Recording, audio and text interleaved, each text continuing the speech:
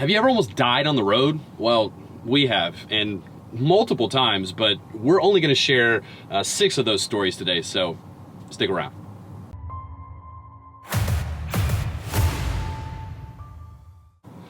So in American truck driving, you're gonna see all kinds of terrain, you're gonna see all kinds of things that happen to you, and unfortunately there's kind of a lot of ways to die out here, sadly.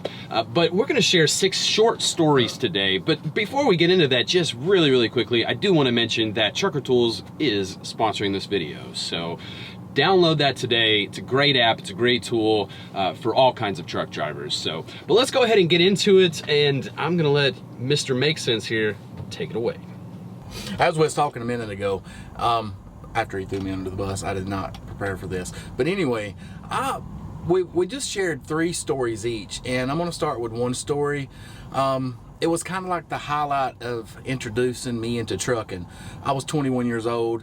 I'd been on the road for maybe 2 weeks, and me and my trainer was coming out of Seattle. Right before we got to Snoqualmie, there was a whiteout, and if you don't know what a whiteout is, that just means there's so much snow on the ground, everything's white, you can't distinguish what's what. They've got road markers up ever so many feet, and I was doing my best to stay in between the road markers. I had a trail of cars behind me, no one was willing to come around me, so I was leading the pack heading towards Snoqualmie.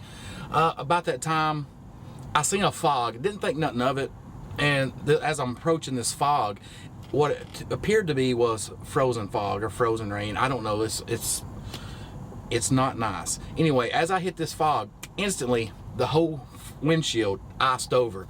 Now, I'm in a 1998 model Freightliner FLD 120. The wipers on it are not like the trucks nowadays where they're electric motors. These were pushed by air, and whenever this happened, I flipped the wipers on high, and it's just icing over. The wipers are going over the ice. My trainer is asleep, and I go to yelling for him. Meanwhile, I can't see where I'm going. It's whiteout conditions. I'm doing my best to stay in between the markers. I don't know what part of the road I'm on. I just know I'm on asphalt. I rolled down the window, and you ever seen Ace Ventura: Pet Detective? That was what I was doing. I yelled for my trainer. He got up, and he took in what was going on. He said, all right, first thing you want to do, and he reached up here and grabbed my visors and slung them down. He said, throw the defroster heat on high. He said, you want to trap all the heat you can against that glass and melt it. We done that, and it still wasn't really helping anything, and I'm still Ace Ventura out the window. About that time, the wipers on it, like I said, were air controlled. He grabbed the wipers and tweaked it a certain way. He stopped it. I don't know. We cut the air supply off somehow, some way. I've not driven a truck like that since, so I don't know. Maybe some of you old timers in the comments can let us know how to do that. He held those wipers over for a moment and released it, and they slammed down. And when it slammed down, it slammed all the ice down. I was like, wait, how'd you do that? He's like, you're going to learn soon enough there, Greenhorn. And that's one day that I thought I was going to die. It was really intense, and as funny as it is, even looking back, it's one of the greatest stories of trucking. It's one of my first crazy stories of trucking of when I thought I was going to die. And the part about Ace Ventura hanging out the window, I mean, it was 100%. So yeah, so those early years, those early months, those early days, you know, they can be pretty tragic, well, it can scare the life out of you, basically. And I've got one of those as well. I was 2 months in, and I was headed out west. I used to run the Northwest. I've been running the Northwest every winter since I've been out here, excited for I think 2 maybe. Anyway, so we were headed out west, and I was in West Texas, and this was some of the worst weather that I've ever driven in. It was the ice storm. It was horrible. It was 2012, and we had just passed Van Horn, which is where 20 and 10 meet together. We just passed there, and we were gonna swap out. I was with my co-driver, not a trainer, but he had been driving for 20 plus years. And it was starting to snow, and I was extremely uncomfortable. I'm from the South. We don't really see snow very often at all. And you know, I was headed that way. I asked him, is it good enough? Is it safe? Should we keep going? He's like, it'll be fine, rookie. I'm like, yeah, okay, thanks. That makes me feel great, because I'm pretty sure that's exactly how he said it.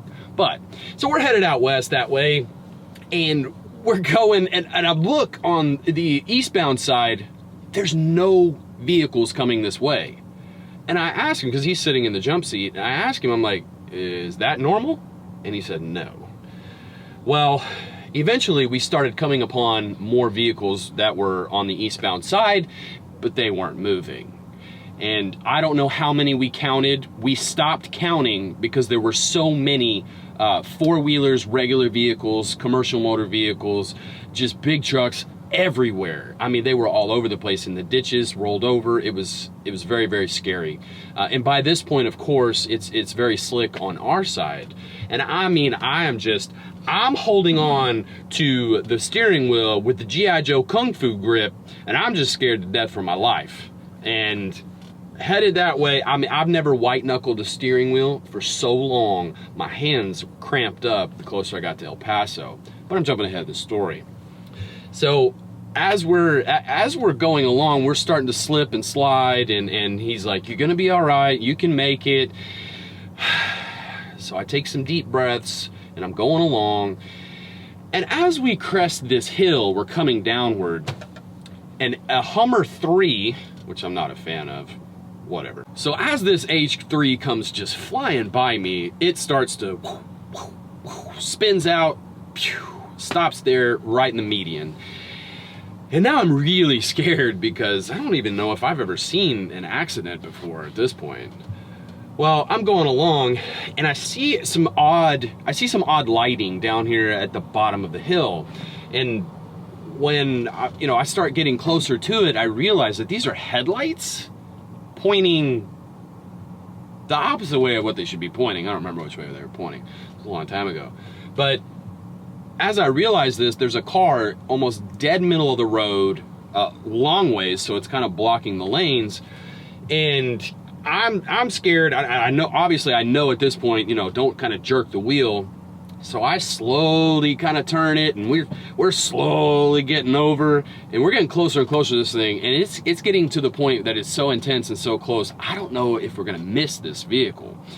Well, thankfully we did miss it by inches is what it felt like. But I make it through that. It's not too terrible beyond that point, but I get to El Paso. Actually, it was short of El Paso. I was gonna drive all the way, but I wound up stopping short. And I turned to him and I said, "This is ridiculous. This is how truck driving is?" And he turned to me with a straight face and said, "I wouldn't have drove through that." Yeah. Come to find out later on, they had actually shut down the interstate a few minutes after we passed through Van Horn and should have never been on the road.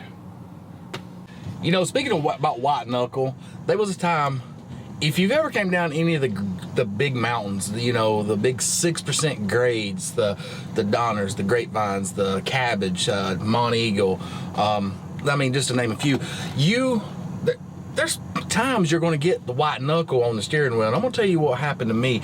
I was driving this truck one time and I had an issue with the, I don't really know what it was. At the time, I wasn't really mechanically inclined. Something was wrong with the engine, and when you throw the Jake brake on, it would build pressure in the coolant system, dump all the coolant out of the overflow tube, cap, tip, nipple. Anyway, it would dump it out because of pressure. And I got to the top of Grapevine and I come down and I can't use my Jake. So I proceeded down the first half of the mountain, knowing that there's a spot midways down that I can pull over, take a break, let everything cool off. So I went back to my old school trucking days before Jake brakes, and what I used was the stab braking method. I was rolling about 35 miles an hour, and anytime I got to 40, I'd hard brake until I got to about 35 again, and I'd leave just a little bit of pressure on the brakes to keep the airflow out from under there, to keep them from smoking, just a little bit, maybe 5 pounds of pressure, just enough to keep contact from the brake pad to the drum. Yeah, drum. Anyway, I made it to the resting point, and I sat there, no kidding, about an hour and a half, letting everything cool down. And then I decided, all right, I gotta go. So I proceeded down to the second portion of the mountain. And before I got down to the bottom, if you know anything about Grapevine, right at the bottom when you run into the little town, I can't remember the name of it, it's before you get to the overpasses, and there's some more hills down there, but they're not as bad. There was a little spot in the road, and there was some steep grades, and I smoked the brakes. I'm looking in the mirror, the smoke's going everywhere, so I had to reach down there and flip on that Jake, which is not right there. Yeah, it is. So I reached down there and I flipped on the Jake, and it was a matter of less than a mile I dumped out so much coolant from my Jake brake, my check engine light came on. It was probably another 500 foot, and my shutdown light came on. It's probably about 15 seconds after that, my engine shut down, which I did learn a valuable tip that day, and I'll share with you guys. If you are in that situation, your engine dies while your Jake is engaged, it will continue to work. Your Jake, that is. So I finally got the truck stopped with the Jake still going, with the engine off, which is kind of weird still, but nonetheless, I got pulled over. So they was all smoking like they was all on fire. So initially I jumped out of the truck, I grabbed the fire extinguisher and started going around the truck and the trailer, and they was all just cherry red and smoking, but luckily, fortunately, nothing was on fire. But everything everybody drove by Rubberneck and they thought, oh my God, look, that truck on fire. I'm just thankful CHP didn't pass by, because they would have gave me a ticket for that. About 15, 20, 30 minutes later, I decided to roll on, still scared of my brakes because there's still some more hills, but nonetheless, I got on through, and that's another day I thought I was going to die on the road. It wasn't pretty. Yeah, everybody's got a good Jake brake story, so here's mine. So earlier in my career, as a lot of these stories typically happen, our main truck broke down, but I ran a blood plasma route, and it was extremely time sensitive, and we needed to be there on time. So if we broke down, we were either getting a rental truck, or if we were close to a yard, we were getting another truck. So we went to the yard, picked up a different truck, and we had our choice of trucks. There was one Volvo, and neither one of us had driven a Volvo, and we thought, well, let's see what the hype is all about. And we picked the Volvo. The only bad thing was it was automatic. Wasn't a fan. So we grabbed this Volvo, and we're in Southern California, and I think we're headed over to Chicago to deliver. And we thought, during this time, Wyoming, as usual, was getting hammered. And if you want to hear a horrible story about Wyoming, check that video out right there. So to avoid Wyoming, we wound up cutting across 70. Well, of course, it's my turn to drive, because I just think that my co-driver at the time was very sadistic and liked to torture me. I'm driving through Colorado, and coming out of Utah, I realized that the Jake brakes no longer work, and I had to pass Eisenhower, which, coming from the westbound to the eastbound, is not the worst side. It's a lot. It seems like the climb is worse when you're headed, or the westbound side of that mountain is the worst side. But coming down the other side, it was pretty, it was pretty nasty. Thankfully, the weather wasn't all that bad, but I did see, brakes were smoking, they were turning red, and at one point coming down that other side, the brakes they kind of didn't really work that well anymore. And I came around one of the curves, this is a long time ago, but that scared the you-know-what out of me. And so I pulled over. I was able to pull over, get it slowed down, and check my pants. And I definitely, that night, thought I was gonna die. All right, guys, for my third story, I'm gonna share something one of my best friends for the last 25 years shared with me. One night I was rolling eastbound heading home. I was in Arizona, and I told him I was about to stop in for the night at TA, and he said, where you at? And I told him Wilcox, and he said, no, keep driving, driver, keep rolling. And I asked him why, and then he told me the story I'm about to tell you guys. He had a coworker, a friend at the company he was at. Now, this is a team operation. They ran east-west, west-east, refrigerated, dedicated, and his friend stopped there at the Wilcox, Arizona, eastbound side to do a 30-minute break. His partner's in the back asleep, and apparently there's a car pulled up behind him. I don't know if they flashed their lights or what have you. Needless to say, his friend got out and went back there. This is all theorized because there's no witnesses. He went back there to check it out, and his partner got woke up by the police. Turns out his buddy was stabbed to death, I think 9 times in the chest, and all they took was his wallet. So I'm sharing the story here to let you know, be mindful of your surroundings, be mindful of the situations. You see something sketchy taking place out here, don't fall for it. I, myself, and I'm sure Brian as well, if you spend enough time out here on the road, we all get the same stories. Something just doesn't seem right about this. We all have those stories. So if you're out here on the road, when you come out here on the road, always trust your gut and be mindful of your surroundings and stay safe. Yeah, I definitely have one of those sketchy stories myself, but that's not the one that I'm going to share with you today.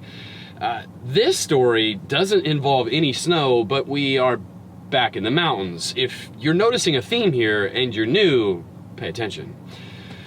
But made a pickup the day before in Yuma, Arizona, and then we had a pickup the next day in San Diego. So along that route, we couldn't park overnight in San Diego, so we stopped at, there's a little Golden Acorn Casino.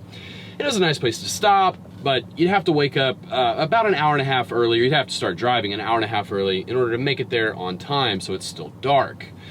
Well, the guy that I was with at this point, I was training to be a blood plasma guy. I was not training him to be a driver. I think, if I remember correctly, I think he already had a year experience. So I thought, well, everything's fine. I'm gonna catch another hour of sleep, and then whenever we get there, I'm gonna be nice and refreshed. Well, I don't know how long into the drive, maybe 20, 30 minutes or something like that, I wake up because I feel like we are moving entirely too fast. And I pop my head up out of those curtains, and sure enough, I look down at the speedometer and we're doing 75. Now, mind you, we're in California. And even if it was flatland, not that the truck would go 75, but 75 is entirely too fast. So I come up front, I'm like, hey man, you need to slow it down. 75, that's entirely too fast. I don't want to get pulled over. You don't want to get pulled over. You want to protect your CDL. And he was being a little bit hard-headed about it. He's like, oh no, it'll be fine. I said, no, look, I said, you're putting my safety at risk here. We're going down, these mountains, and we're going into San Diego. Now, over there's not any terribly steep grades. Where it's gonna get you is those steep grades kind of sneak up on you. They're short, but you're gonna pick up a lot of speed because it's just a long period of downhill.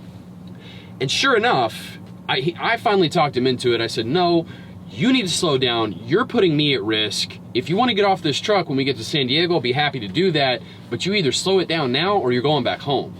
And so he got it slowed down, but he had a very difficult time. He was doing the stab braking method, just like Sammy was doing in his earlier story.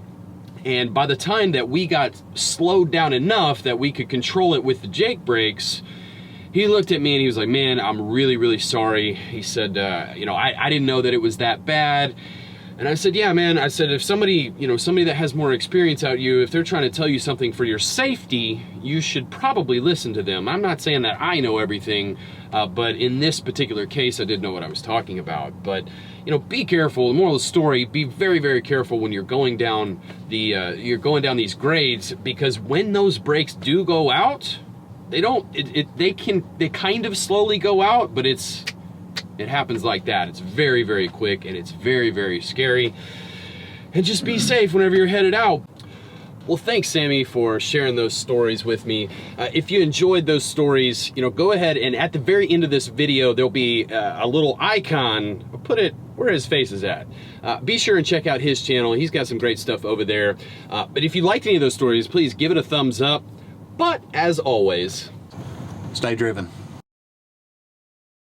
Outtakes. That's way too much eye contact with my audience, sir. Let me think.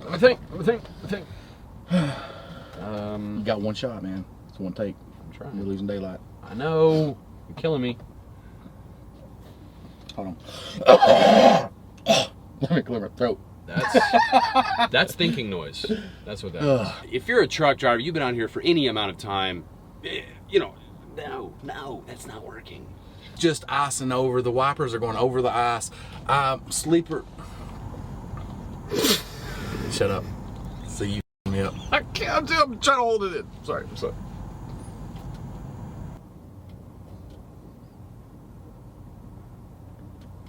It passes me because it thinks that, I don't know, maybe that's the super ice mobile. Well, as it gets past me, it takes off towards the middle. The middle? Takes off towards the middle. Middle. So as it's God almighty, the middle. Sound like somebody grabbed you by the balls. The middle. All right, get it together, man. Get it together. We're losing daylight. So as this H3 is passing me, God, dude, why is this so hard? it's way harder with someone else. You can't do that. Now you change the scene. What are you doing? What was wrong with the engine? It would. If I use my Jake, my engine's going to die on me. It's going to throw all the coolant out, so I can't use the Jake. Dude, I got peripheral over here. Me up. Come on now. My bad. I thought you were blind. Nothing wrong with the peripherals. Old man. Look, I can see my hand right here. Difference between my channel and his channel. He wings it. I have to think it all through. I just, you know.